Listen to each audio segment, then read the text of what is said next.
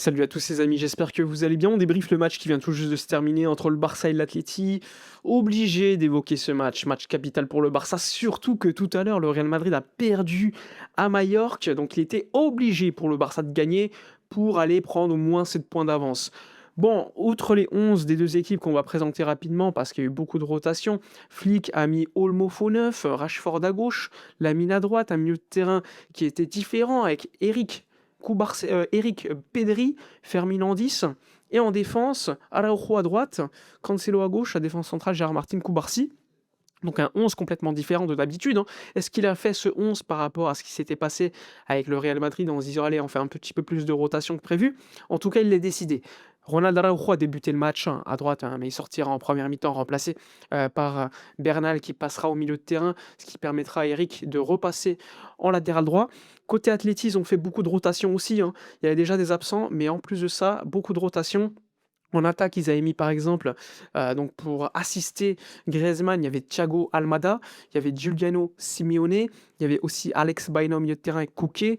Ils ont mis en place une défense Lenormand, Clément Lenglet, pas de Lookman, pas de Julian Alvarez, pas de Sorloth. C'était un 11 avec beaucoup de remplaçants, avec un Vargas, par exemple, le jeune mexicain que personnellement je connaissais pas du tout avant le match. Donc c'était un match, on va dire, avec quand même des rotations des deux équipes, avec la Ligue des Champions qui arrive, on pouvait le comprendre, sachant qu'en Liga, pour l'Atleti, il y a quasiment rien à jouer à part le podium.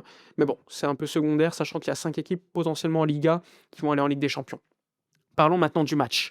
D'ailleurs, un petit like, booster la vidéo comme d'habitude, mais parlons du match. Un match plaisant à voir, hein. Plaisant à voir parce qu'il n'y avait pas de numéro 9 des deux côtés, donc beaucoup de mobilité parmi les deux équipes. Le Barça va avoir ses occasions, l'Atlético aussi. En première mi-temps, on va commencer par la première, hein, parce qu'en première mi-temps, par deux fois, il y a eu deux situations énormes pour l'Atleti. Il y a eu la situation où c'est Griezmann qui fait un grand pont sur Koubarsi, qui fait une feinte de frappe sur Araujo qui se glisse euh, comme du n'importe quoi, et ensuite Griezmann se loupe complètement. Et la deuxième situation, elle sera signalée hors-jeu, mais il n'y avait pas hors-jeu, c'est un centre de Baena pour Griezmann qui se loupe complètement. Le Barça aura des situations aussi, avec des gestes de grande classe de Yamal, par deux fois pour Fermin. La première, c'est franchement, c'était ridicule. Sur Nico Gonzalez, petit pont extérieur du pied pour Fermin un peu trop court. Et une autre situation pareille pour Fermin quelques minutes plus tôt, où là, il doit peut-être, à mon avis, faire la passe pour Rashford. Il la joue un petit peu trop personnelle sur une passe nouvelle fois de Yamal, qui a été sur deux situations en première mi-temps ultra pertinent. Ensuite, l'Atleti va être quand même la première équipe qui va marquer le but, hein, avec une passe pour Clément Lenglet sur notre ami Giuliano Simeone. Franchement, la passe est magnifique, mais l'alignement du Barça sur le but est lamentable. Il n'y a pas de pressing sur la séquence. Donc ça permet d'avoir beaucoup plus de temps au défenseur central français de pouvoir faire sa passe. Et ensuite, Giuliano Simeone marque le premier but de l'Atleti. Et là, le Barça va vite réagir. Il y aura changement d'Araujo direct.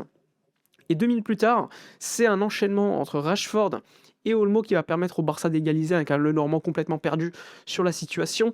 Et globalement, le Barça revient rapidement, ça fait plaisir. Et en plus de ça, quelques minutes plus tard, avant la mi-temps, le Barça est proche de provoquer un penalty par Yamal et un carton rouge direct pour Nico Gonzalez. Bon, c'était un petit peu bizarre la séquence parce que, en gros, il y a eu une séquence où Nico Gonzalez a pris ce second carton jaune, donc rouge, et on se demandait s'il y avait penalty. Finalement, pas de penalty. On a vérifié au VAR s'il y avait hors-jeu, pas de hors-jeu, donc rouge confirmé.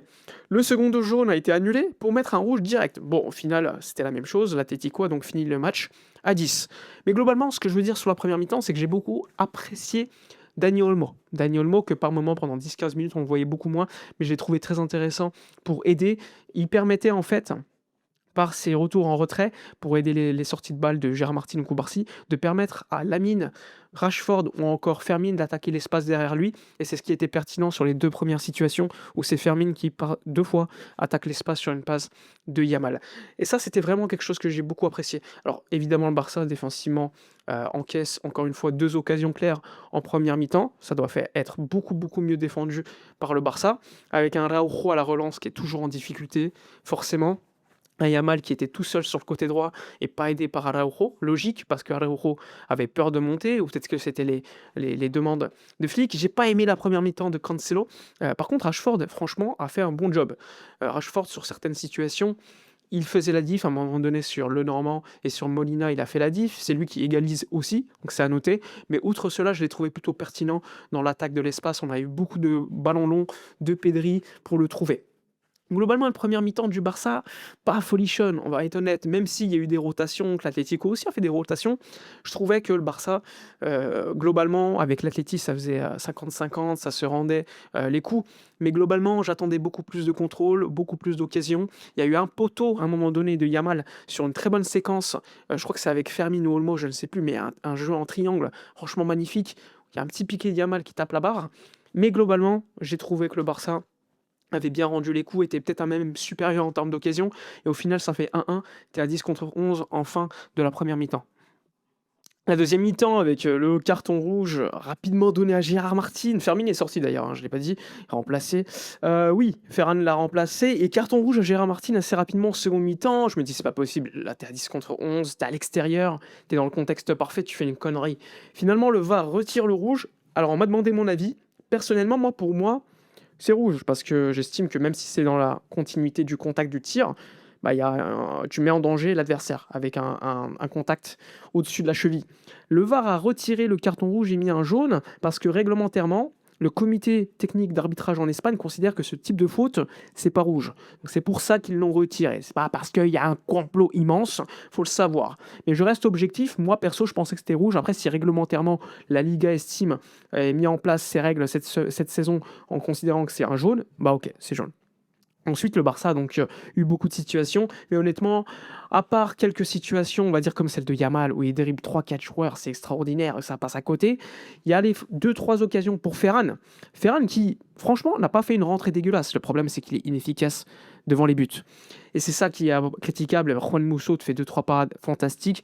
Après, voilà, le contexte du match voulait que le Barça pousse à 10 contre 11. Et là, il fallait utiliser absolument les côtés. Que ce soit Cancelo, qui est passé complètement ailier à la sortie de Rashford. Rashford qui a fait un bon match globalement, je trouve.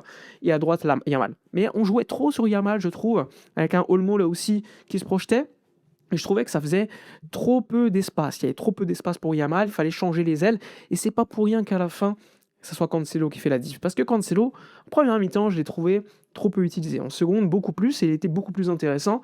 Et voilà, il gagne tout simplement sa place, entre guillemets, de recrue pertinente à ce moment-là de la saison avec un type de match comme celui-ci. Il fait la diff 2 fois sur le côté gauche. Une fois, ça va donner un centre dangereux sans que personne soit dans l'axe. Et une autre fois, eh ben, ça va permettre le but de Robert Lewandowski qui est rentré tout juste quelques instants avant. Donc le Barça va tenir 2-1. Gavi va rentrer en jeu, va mettre de l'intensité. L'Atlético va faire plein de changements en seconde mi-temps avec des petits jeunes qu'on ne connaît pas qui étaient là juste pour mettre des coups, soyons honnêtes. Notamment le Toufik au milieu de terrain, il venait que mettre des coups. Il y a un coup à Gavi, mais ça peut être rouge aussi, quoi. Il y a plein de jeunes qui sont arrivés qui mettaient que des coups.